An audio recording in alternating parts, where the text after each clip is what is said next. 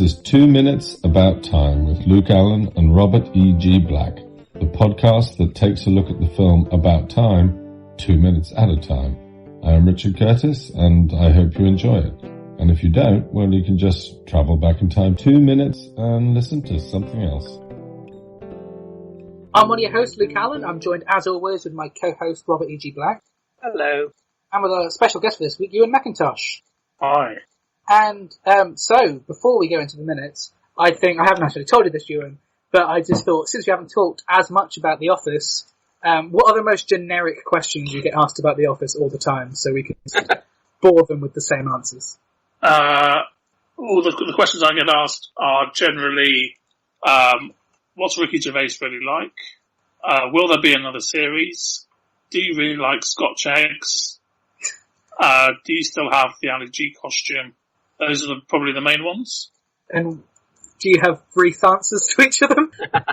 I tend to just, because it's been so many years now, I tend to just make things up now.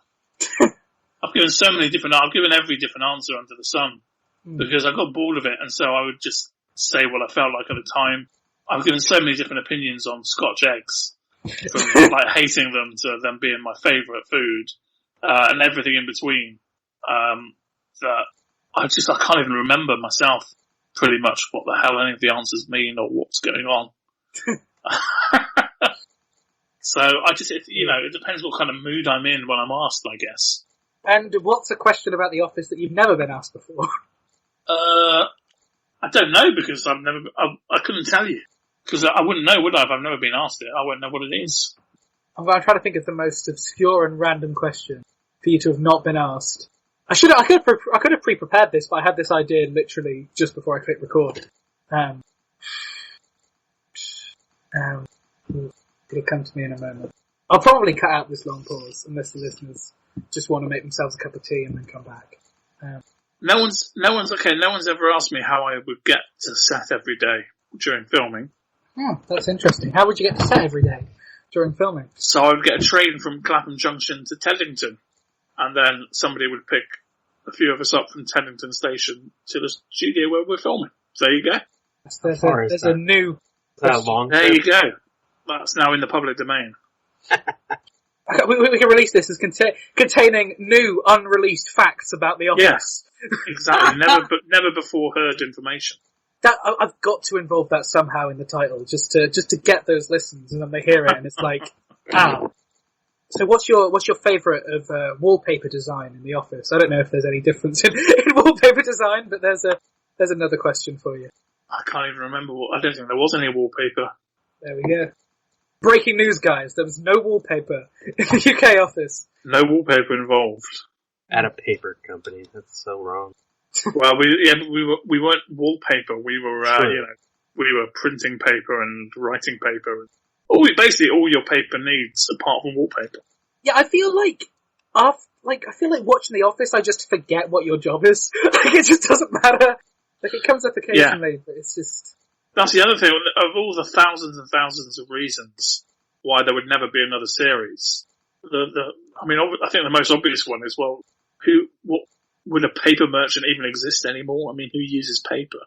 Yeah, I mean, when you cut to just to look at the difference, like Ricky Gervais doing Afterlife now, like he works at a newspaper company, but it's just like a little room. Yeah, I guess that's to an extent.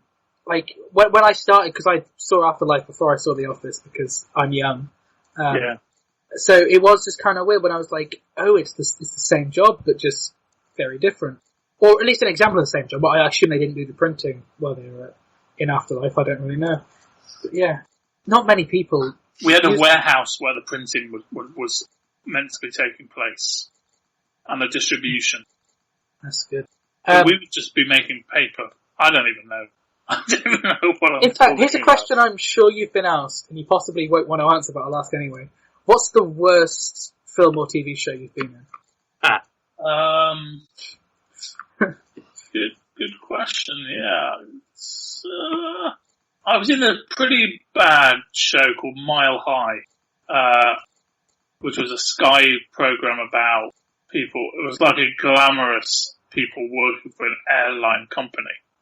and it was going to be like sort of footballers' wives, but set on an airline company type deal. And I was in a couple of episodes of that, and it was pretty. I don't even think I ever saw it in the end, but it wasn't a great show. I don't think. Yeah, I'm just looking at it on IMDb now. Not one for the show, really. 7.1 out of 10, apparently, which is really. Yeah. I'll just read the dialogue. The dad says, later on, I may tell you about how Tim... No, he doesn't. Later on, I may tell you about Tim's many failings as a man and as a table tennis player. But important first to say the one big thing. I've only loved 3 men in my life. My dad was a frosty bugger, so that only leaves dear Uncle Desmond. B.B. King, obviously, and this young man here. I'd only give one piece of advice to anyone marrying. We're all quite similar in the end. We all get old and tell the same tales too many times. But try and marry someone kind. And this is a kind man with a good heart. I'm not particularly proud of many things in my life, but I am very... And I'll be cut off here. You'll never know, Ewan, where that sentence ends, although I'm pretty sure... Yeah, I think we all know. Yeah.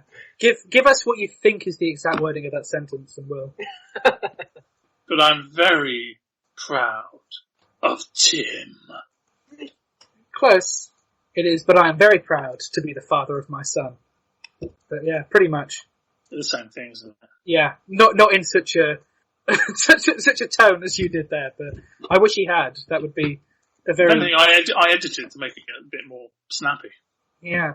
The idea about being kind was apparently something that Richard Curtis had heard years ago from a friend who'd had a really failed first marriage, and so decided to tell him that. But I like... Yeah. It depends what mood I'm in when I watch this bit, because I feel like kind is such a generic compliment. It's like nice, isn't it? Be nice. Yeah. It's like I feel like kind has just been used too much. It's a platitude. Yeah, I feel like kind is too much. That if someone says it to me, if they mean it, like I can sometimes understand that they do mean it, and other times not. But even when they do, it feels like they don't because of how often people... It's like if you said to someone, say something nice about me, they'd probably say, you're kind, because it's something which you can say, and I can't really... It's like you say, it's like a parent says to a 5-year-old and a 3-year-old, and be kind to your brother. It's just a sort of a be kind. Well, be kind. I mean, you can use it in so many different contexts that it has become rather meaningless, I think. I've always thought of it as like a teacher on a school report to a student they don't like when they have to write like a good thing. It's like he's a kind person who's nice to some of his peers or something, and it's just... I mean, I don't want to really come in and just sort of and start bringing everyone down. I think there are so many amazing... I've been to so many weddings, and there are so many amazing things you can say at a wedding, and so many things that have been said at weddings. But when you end up with something just like this, just a couple of platitudes like this, I just find it slightly irksome. And what do you think of the idea of the dad being the best man? Is that what it was? I mean, because obviously I'm seeing it all out of context, so I thought it might be just a father of the groom type speech, but... No, he goes back and because he keeps undoing the best man speeches when you've got Rory and then you've got Harry. Well, then I think that's, I don't know, I haven't seen enough, but I think the tone of a best man speech is kind of meant to be fairly jocular, isn't it? And then maybe gets tiny bit serious at the end. Yeah, that's why I thought Harry... If you're coming at it as a father, you're okay to get emotional and blah, blah. But if your job at a wedding is the best man, you've got to get the laughs, haven't you? You've got to do something a bit original. Yeah, I mean, I feel like they've got a good enough father-son relationship that it could work. But just as a generic idea, I feel like, the dad won't necessarily tell those embarrassing stories that shows his son in such a light as the best man would. And the dad's unlikely to be there at the times of some of these embarrassing stories because, you're constantly being a particular version of yourself when you're around your parents. I mean, like I said, I don't want to bring the whole thing down. And I don't want to project my own opinion on it too much because it's your podcast. But if you're going to get up at a wedding in front of all these people and say there are 3 men you've loved, and one of them you mentioned is B.B. King, I'm sorry, but you're an absolute Robert, who does that? That is absolutely ridiculous. Robert, that's like just getting your balls out and going, look at the size of my Yeah, I like BB King. I'm cooler than you are. I like BB King. It's your son's wedding. You don't need to be showing off about how you like BB King. You know, what are you doing? I don't know, I've really I've bit my tongue, but I think that, I just find that absolutely offensively awful. That was worth saying. Yeah. We see a poster for BB King in his room earlier in the film. 2 posters. Yes, okay, Richard, we get it. We get it, Richard. He likes BB King. He's a cool dad. Okay, you can stop banging on about it now. You know, put the sledgehammer away just for one wedding. So, Ewan, we sent you a bonus minute. Unless have we got any other comments first on this, finishing this off, I guess? I think you know that I've said my piece. Robert, have you got any final comments on this minute? No, we got it. Okay, so Ewan, do you recall what bonus minute we sent you? Because to be honest, I've forgotten. Do you know what it was? I think it was 2 women on a beach, and then it was him playing table tennis and talking about ginger hair. Okay, yeah, the first Il Mondo mentioned. That was what I was doing. That's good. We should certainly, I don't know whether you'd even picked up on that, because we don't. The song that he spots. No, I didn't pick up on that at all. No. Yeah, the one about best song by an Italian who looks like he's got a dead badger on his head is the song that then plays at the wedding. It's nice because the first time you hear it, no one picks up on it. Second time it comes up, like literally in like the following scene, you realise, this has been said twice, so that when the song actually plays, it's enough to go. It's enough, however weird it is to me to say, it's enough to make me tear up when I see the wedding, because it's just sweet. But I'm also quite sentimental, and I seem to be very easy to make me cry in a film, to be honest. Well, I can be the same at some films. It just depends on what sort of film it is, and I remember. I'm sure I cried at E.T. Watership Down, films like that. Cried buckets. What was the weird one I cried at the other day? There was one that I cried at, which I didn't think I was going to cry at. Oh, actually, it was on topic of Ricky Gervais. I cried at the end of Ghost Town. I'd watched it before. I think it was just that it was a very weird, because it was during the start of lockdown, so I think it might have just been that I was in a weird emotional state with having like my GCSEs cancelled and all of that I think I was just emotionally all over the place. I went to a point where I think I cried at like every film I watched. I cried at Finding Nemo. I cried at Ghost Town. I mean, these are all films which are emotional, but not ones that you expect. What's the last film that made you cry, both of you, that you can recall? Last one I watched, or last one in terms of when it came out? Last one you watched. Probably Stand By Me. I just watched that for my blog this past week again. No, it's not a film, but I would say episode 9 of the latest season of Ozark. I was in buckets at the end of that.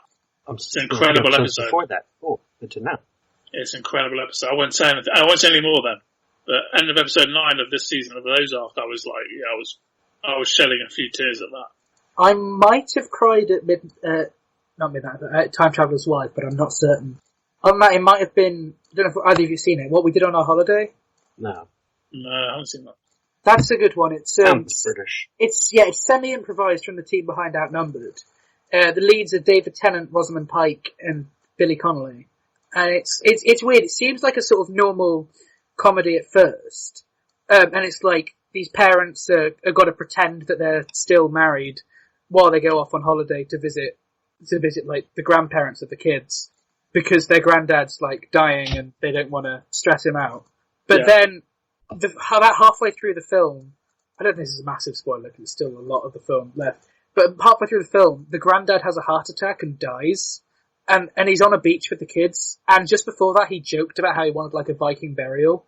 So the kids, like a Viking funeral. So the kids build like a boat on this beach, set it alight, and send him off. Oh, it's also the granddad's birthday.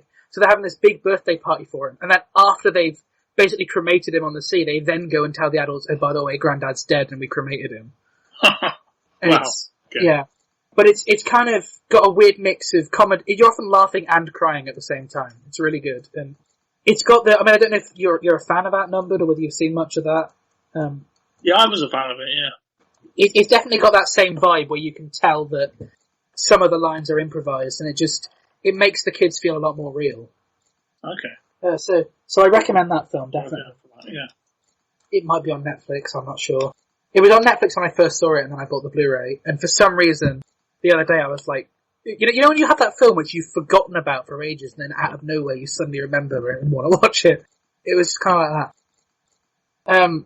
So yeah, what other comments have we got of the whole discussion between Tim's mum and Mary, and then between father and son at table tennis? Is there any other comments to have on that minute? None from me. We probably covered everything last week. Yeah, we've covered it. Yeah. Another joke about his hair, ginger hair. That was there, I noticed. Yep. And about Jimmy Fontana's hair, too. Yeah. He's obsessed with haircuts, isn't he? He's obsessed with haircuts. So we have a question that we ask every guest on the show, Ewan, which is, if you could go back in time to any moment in your life and either change something or just relive it, what moment of your life would that be? Interesting. It would probably be actually the sort of the mini road trip I did around the west coast of America when I was sort of in my late 20s with a really good mate of mine. And we went to LA and then we rented a car and we had about a week in LA and then we drove through the desert of Vegas. Then we drove to a friend of his who lived in San Francisco and spent a couple of days there, went like wine tasting, then drove back down Route 101 through Big Sur, back down to LA again. It was just a fantastic time, really. Just amazing. Definitely sounds like it. Yeah, so I think definitely to go back to something like that is definitely a good choice. It was my first time in LA and it was my first time in Vegas. Both of which I've been back to. But the first time is kind of when it's the best, I think. So Robert, I guess with you being someone who lived in LA, lives in LA, what do you tend to get of the idea of it being such a big, tourism state? Is there something weird about, your home area being where people love to go, or? At certain locations, yes, because I live really close to Universal Studios, and I'll go to City Walk to see movies, and City Walk is full of tourists who come into the park, and so I'll see a lot of them there. But when I'm near my closer to home, I don't see them because it's a residential neighborhood that it's not Hollywood, although I like going to Hollywood too. So it's a mix. Sometimes it feels weird because I'm just going to a place to see a movie, and there's just tourists all over.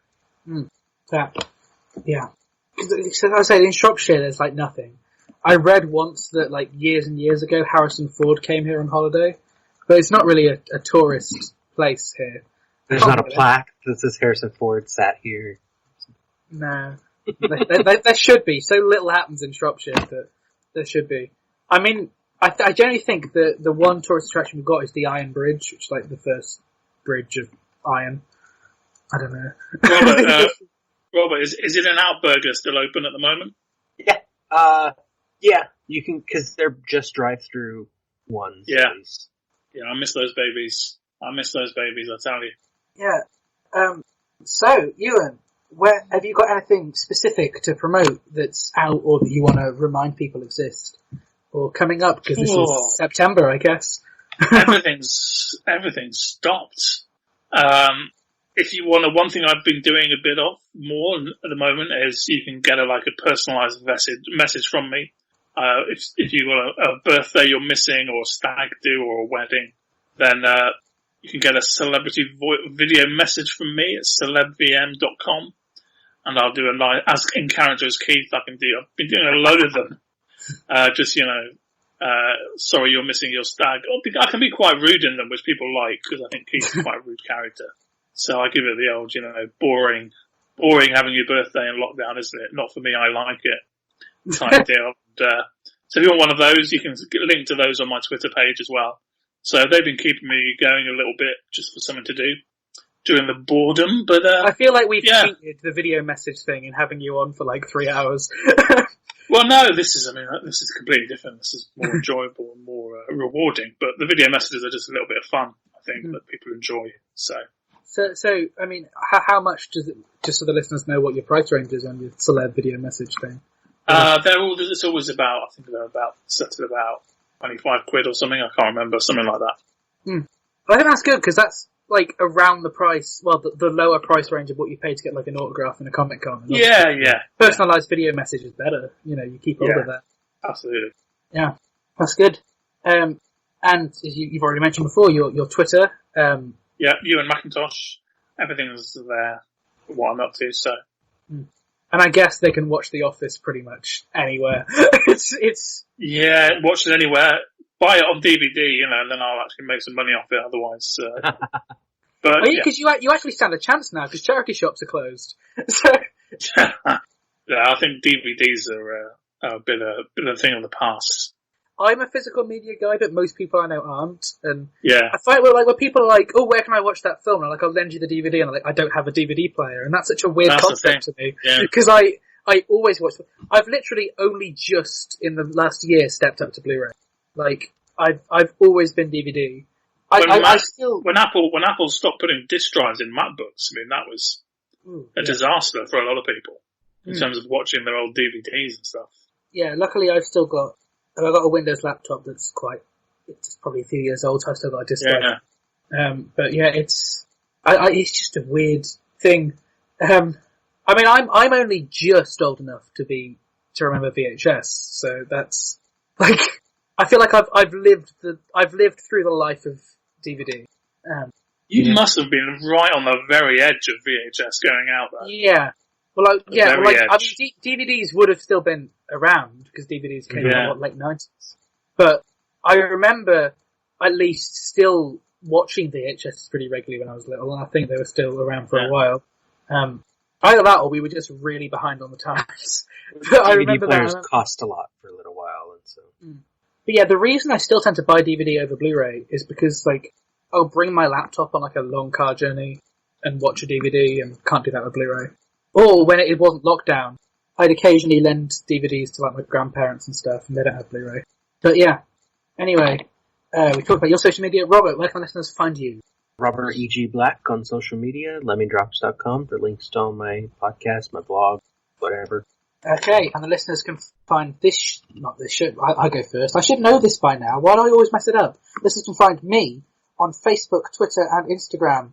No, let me start again. What have I done? The listeners can find me on Twitter at llama_bottle0. They can find me on Instagram at Ginger Luke. They can find me on Facebook at Luke Allen Film. All podcasts, short films, radio appearances, newspaper articles, anything I'm remotely involved in is available at lukeallen.co.uk. And this show is available on Facebook, Twitter, and Instagram at 2 Minutes About Time. They can also join our Facebook group, The Cupboard, to discuss all things to do with About Time. So like some sort of muscle memory thing, the moment I say the first word, it then, I remember it all. But right. So once again, we'll go with one of these 120 plus funny and cool ways to say goodbye. Most of these are neither funny nor cool. And we'll finish this one off with, where's a good one? I found a really good one last week and I can't find it. We'll just go with see you when we see you. It's not a good one particularly, but it's one. It'll do. It'll do. Yeah, that's the approach. However many, 15 weeks into the show, we'll just end, it'll do, it'll be fine. We'll make it better next week. What is it he says, at the end of Midnight Run? See you in the next life. The 2 Minutes About Time theme is performed by Ethan O'Mahony and is a cover of the About Time theme, originally composed by Nick Laird-Close. 2 Minutes About Time is a production of Lemming Drop Studios in association with Bottle O Productions.